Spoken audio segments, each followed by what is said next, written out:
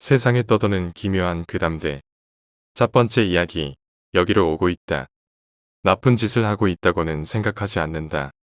단지 창밖을 망원경으로 보고 있을 뿐이다. 근처에 집을 엿보거나 하는 게 아니니까 괜찮잖아. 언제부터였을까? 이따금씩 밤에 혼자 있을 때면 아파트 베란다에서 망원경을 통해 강 건너편의 번화가를 바라보곤 한다. 관음증 같은 것은 전혀 없었지만 어느덧 이것은 습관이 되었고 지금은 나의 가장 큰 즐거움이 되었다. 퇴근길의 회사원들, 술에 취해 소란을 피우는 대학생들, 열대어처럼 울긋불긋하게 차려입은 여자들, 여기저기서 호객을 해대는 호객분에 어째서인지 깊은 밤 혼자 어슬렁거리는 학생까지 정말 별거 없는 어지러운 광경일 뿐이지만 그것을 보고 있으면 이상하게 재미있다. 어쩌면 수족관 속의 물고기를 보는 것과 비슷한 기분일지도 모른다. 방에 불을 켜놓으면 내가 망원경을 들여다보는 것이 보일지 모르기 때문에 관찰을 할 때는 방에 불을 꺼놓는다. 어둠 속에서 베란다에 나가 혼자 술을 마시며 망원경을 들여다본다. 다른 사람들이 보면 기분 나빠하겠지만 지금 나는 이 취미를 그만둘 생각은 전혀 없다. 그날 역시 나는 맥주를 마시면서 한가로이 베란다에서 밤바람을 쐬고 있었다. 어느덧 시간이 꽤 늦어졌지만 종종 사람들은 지나간다. 오히려 재미있는 것을 볼 수 있는 시간대는 대체로 사람들의 왕래가 줄어드는 심야 시간이다. 술에 취해 싸워대는 것은 몇 번씩이나 봤었다. 한 번은 어떤 남녀가 빌딩 틈 사이에서 관계를 가지는 걸 보기도 했다. 멀리서 봐서 확실치는 않지만 칼 같은 것을 손에 든 늑수고래한 노숙자가 같은 곳을 몇 번이고 왕복하는 것을 보기도 했다. 하지만 그날 내가 보고 있던 것은 만취해서 벽에 기댄 채 정신을 잃은 정장 차림의 남자였다. 내가 처음 베란다에 나왔을 때부터 계속 거기에 앉아 있었다. 솔직히 보고 있기에 재미있는 사람은 아니었다. 그저 정신을 잃고 앉아 있을 뿐이니까. 초가을이니 방치해 둔다고 해도 얼어 죽지는 않을 테니 나는 맥주 한 캔만 더 마시고 들어가 잘 생각이었다. 그런데 냉장고에서 맥주를 들고 돌아오자 주저앉은 남자 주변에 몇 명의 사람이 서 있었다. 언뜻 보고서도 무언가 위화감이 느껴진다. 망원경을 들여다보자 나는 위화감의 정체를 알 수 있었다. 남자를 둘러싸고 있는 것은 유치원에 다닐 법한 수준의 어린아이였던 것이다. 모두 3명. 멀어서 자세히 보이지는 않았지만 아마 사내아이가 2명이고 여자아이가 1명인 것 같았다. 아무리 심야라고는 해도 종종 이 시간대에 아이들을 본 적은 있다. 하지만 보호자도 없이 아이들만 3명 있는 것은 누가 봐도 비정상적이다. 아이들이 술에 취한 아버지를 마중 나왔나 생각도 했지만 지금 시간은 새벽 3시 반이다. 절대로 있을 수 없는 일은 아니지만 아무래도 가능성이 희박하다. 묘하게 신경 쓰이는 광경에 나는 계속 망원경을 들여다보았다. 아이들은 남자를 둘러싸고 서로 이야기를 하고 있는 것 같았다. 갑자기 사내아이 1명과 여자아이가 남자에게 다가간다. 간호를 하려는 것이 아니라 마치 짐을 옮기는 것 같이 대충 남자의 양팔을 잡고 엄청난 속도로 질질 끌며 달리기 시작했다. 어안이 벙벙해진 내 시야에서 그들은 눈 깜짝할 사이에 건물 틈으로 사라졌다.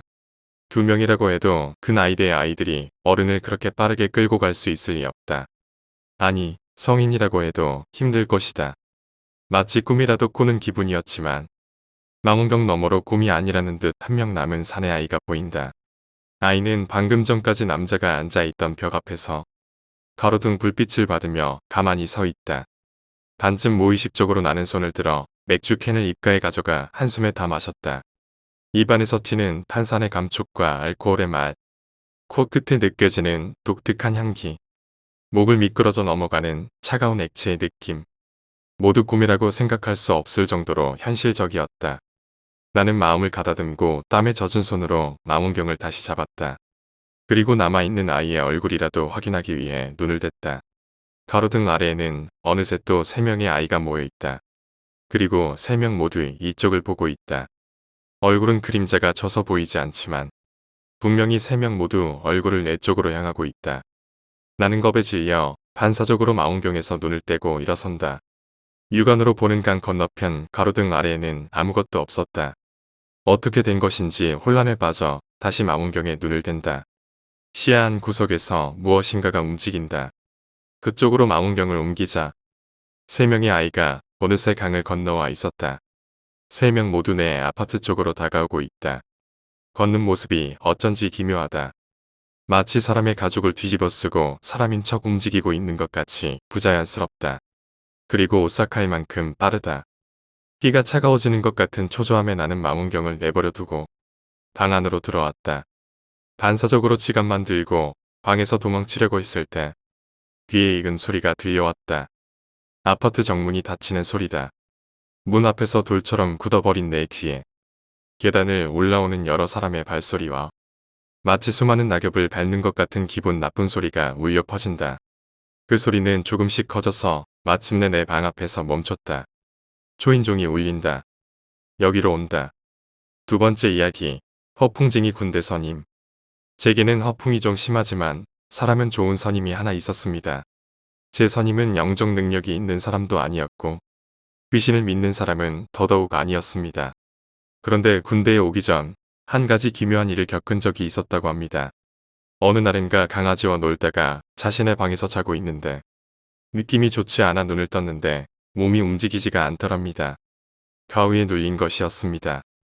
그리고 예정된 순서라는 듯 누워있는 자신의 눈앞에 귀신이 나타났답니다. 허풍이 심했던 사람답게 이 귀신 새끼 가위 풀리면 뒤졌다라고 속으로 생각했다는 설명도 덧붙였고요.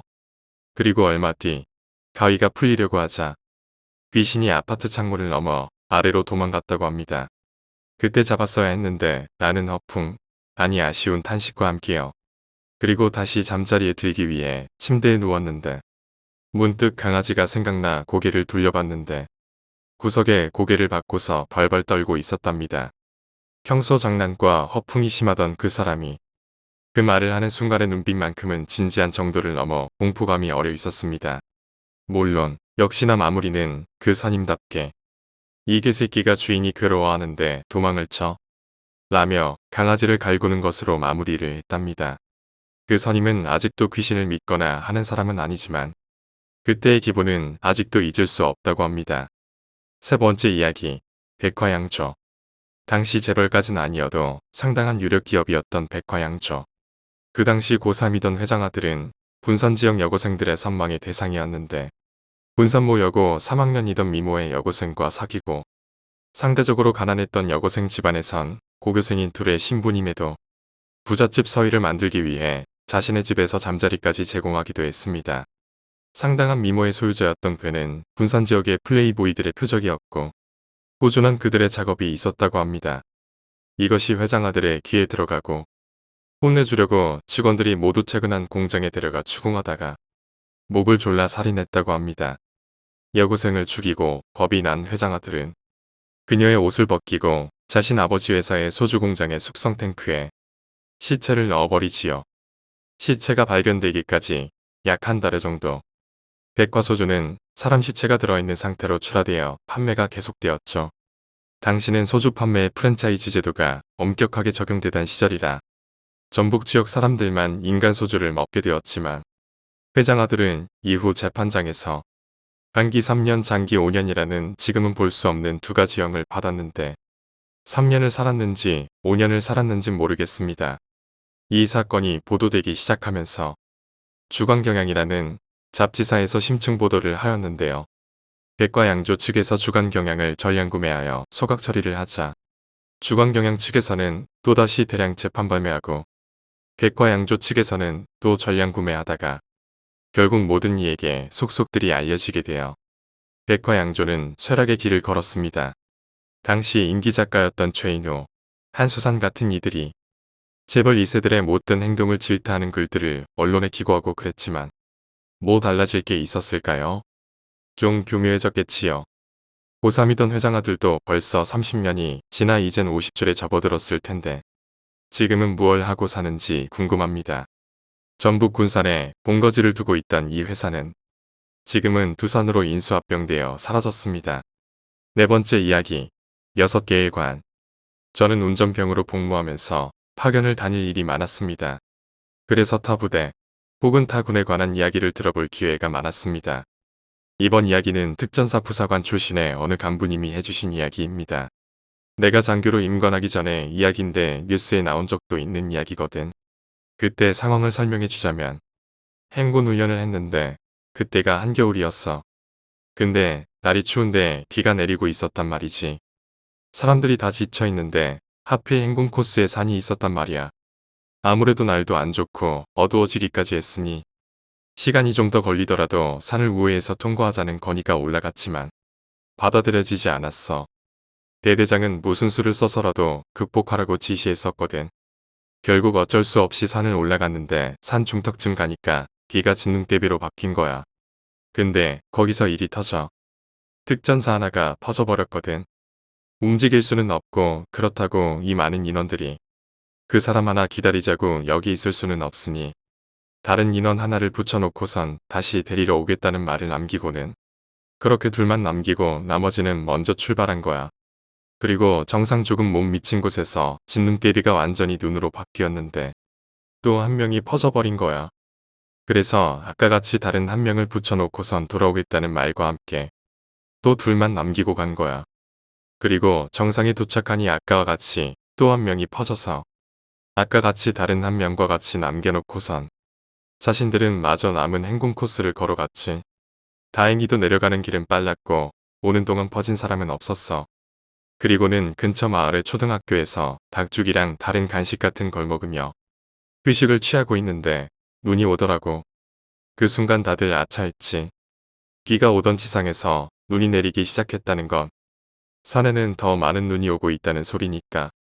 그리고 무서운 속도로 눈이 쌓이고 있던 거야. 사람들은 부랴부랴 구출조를 편성해서 다시 산을 올라갔는데 정상 부근은 이미 허리까지 눈이 쌓인 거야. 그리고 아무도 없는 듯 하얀 벌판만이 거기에 있었는데 유난히 움푹 들어간 데가 있었어. 거길 파보니까 무너진 A형 텐트와 그 앞에 여러 가지 물건들을 태운 흔적이 보인 거야. 그리고 텐트 안에는 두 명이 얼어 죽은 채 발견되었지. 날은 추워지고 눈은 쌓이는데 좀 전에 비가 왔으니 땔감들은 다 젖어서 쓰지도 못하고 불은 붙여야겠으니 분장 안에 들어있는 물건들 중 불이 붙은 것 다 꺼내다 쓴 거야. 근데 그게 오래가나. 눈까지 쌓이기 시작하니 방향도 못 잡고 함부로 움직일 수도 없고 그래서 텐트를 치고 침낭 안에 들어가 버텼지만 눈은 더 쌓이고 기온은 떨어지고 그러다 눈 때문에 텐트가 무너지고 그렇게 얼어 죽은 거야. 일단 다른 사람들도 있으니 그들도 구하려고 가봤지만 그 사람들은 텐트조차도 못 펴보고 눈에 파묻혀 죽은 거야. 그렇게 6명이 죽었고 대대장은 책임을 지고 해임당했지. 뉴스에도 나오고. 근데 사실 한 달 전부터 부대에는 이상한 일이 일어나고 있었어. 부대 담벼락에 초소가 하나가 있었는데 항상 밤 12시만 되면 비상벨이 울린 거야. 그래서 오대기가 가서 보니까 근무자 2명이 벌벌 떨고 있는 거야. 웬 사람들이 담벼락을 쏙 통과해서 들어왔다는 건데 검은갓에 검은 도포를 입은 사람 6명이 등 뒤에 관을 메고 들어왔다는 거야. 하지만 뭐 그 사람들 말고는 본 사람이 아무도 없으니 그냥 넘어갔지. 근데 새벽 3시가 되니까 또 비상벨이 울린 거야. 오대기가 가보니까 이번에도 근무자 2명이 벌벌 떨고 있는데 이번에는 그 사람들이 벽을 통과해서 나갔다는 거야.